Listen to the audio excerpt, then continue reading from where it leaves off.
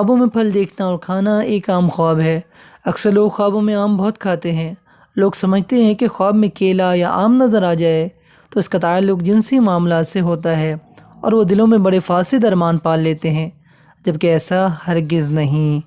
ख्वाब में जो लोग पका हुआ आम देखते हैं, इन्हें ये बात जान लेनी चाहिए कि इन पर रिज़्क और इज़्ज़त के दरवाज़े खुल जाएंगे।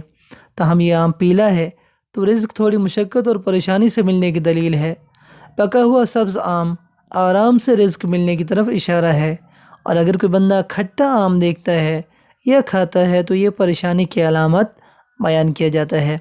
इसी तरीके से अगर एक बंदा ख्वाब के अंदर मर्द देखता है कि वो मीठा आम खा रहा है तो इस बात की तरफ दलील है कि इसके यहाँ बेटा पैदा होगा।